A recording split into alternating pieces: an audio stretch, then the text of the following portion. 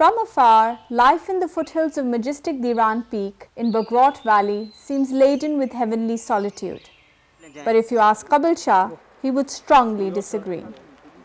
Next to his ancestral home, Shah had built an abode for his wife and 16 children. For centuries, their ancestors had learned to cope with the hazards of nature and adapt to the changing weather conditions. Shah, however, finds the mountains less friendly now.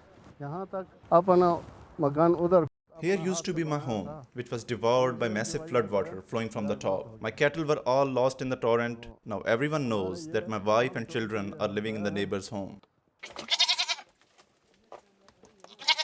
He was lucky to escape loss of lives as his family had gone to attend a wedding. Collapse of a glacial lake in these mountains ravaged our pastures and homes without mercy. Even graves of my parents and forefathers were also carried away. Only a year ago, this stretch of over a kilometer used to be a lush green farmland with fruit trees, pastures and streams, none of which survives now. When lakes collapsed in 2010, these two conjoined villages were devastated, with flood wiping out over 400 households from the earth. Over a kilometer downstream on the opposite side of the river lives Mirzada Khan. He never feared steep mountain slopes, thinking his home was at a safe distance from gushing water and landslides. Around 10 a.m. I was working in the field with my family when a torrent emerged and drowned my cow and horse. We could hardly save our lives. Sturdy and hard-working Mirzada is doing his best to restore his farmland well ahead in time, but he has limitations. Flooding from the river just below Mirzada's home in the valley washed away dozens of houses and cattle sheds. The community did lose livestock, but no loss of life occurred again, thanks to nature's own early warning system. When water stops flowing for a week or 10 days, we realize that the lake is about to burst. We abandon our low-lying homes, which cannot stand huge quantities of gushing water. We lose our farmlands, but take away most of the livestock. While residents of Bagrat Valley have their own name for the phenomena, popular science terms it Glacier Lake Outburst Flood, GLOF.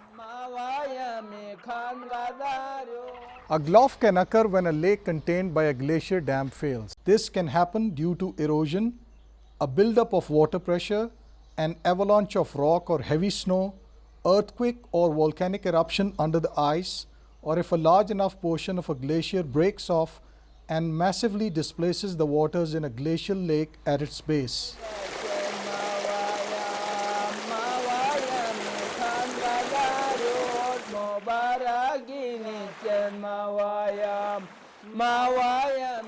Realizing the vulnerability of the mountain communities amid massive after effects of climate change and global warming, the government of Pakistan, with funding from the Adaptation Fund and technical expertise of UNDP, has initiated the project Reducing Risks and Vulnerabilities from Glacier Lake Outburst Floods in Northern Pakistan in May 2011. Bagrat Glacier and its valley became the site for Pakistan's first GLOF project. The second pilot site is in Chitral.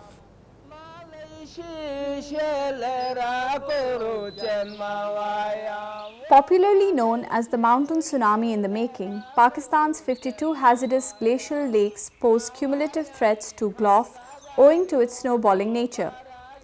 Climate change has just recently already taken its toll on the Pakistan Army troops, 138 of whom have been buried alive in a massive avalanche in Siachen Glacier, while the nation has still not overcome the damages of infamous landslide forming Atabad Lake. During its 4-year time frame, the project aims to achieve 4 outcomes. Strengthened institutional capacities to implement policies, plans and investments to prevent losses from GLOF events, improved access of disaster management planners and policymakers to information and research, introduce early warnings and other adaptation measures, project experiences documented and replicated. As of now, no provincial government is equipped to single-handedly deal with the challenge of GLOF. As DDMA, I don't have the capacity to develop such type of structural mitigation to safeguard the community from the consequences of that GLOF. For once, there exists the desired level of synergy within the community, government and external donors. Local government है और हमारी national level. Local as well as federal governments are all on board. Besides the mountain communities, we also have the support of relevant NGOs and donors to deal with challenges posed by GLOF. We are working on the early warning system.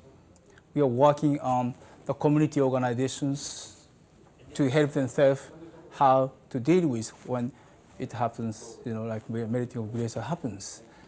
And it's also important aspect of it is also the regional cooperation. The glaciers are spread around the Himalayas and Karakoram Mountains range. And we are working with UNDP programs and also ISMOT and the government of other countries like Nepal, Bhutan, India, to work together, to learn together, to have a better lesson learned. For dealing with the challenges of nature, institutional harmony is only one factor.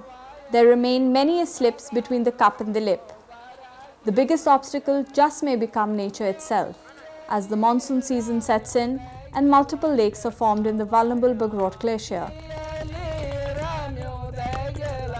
The interventions will contain modern instruments relating to met-related warnings to the community so that they are better prepared in case of GLOF disasters. And we will also make structures downstream so that structures like check dams, like retention walls, gabion walls. Like Kabul Shah and Mirzada Khan, their community has also opened their hearts and doors for the GLOF team only after just 2 visits.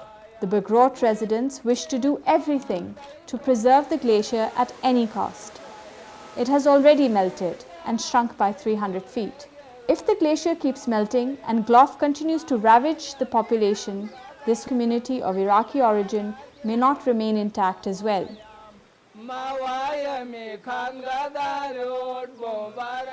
The success of twin pilot sites not only secures these vulnerable communities, but also carries the promise of replication of the experience elsewhere in the glacial regions of Pakistan. It's the north that is going to benefit from the Adaptation Fund initiative. But sweeter fruits may come to the other regions of Pakistan and the world at large.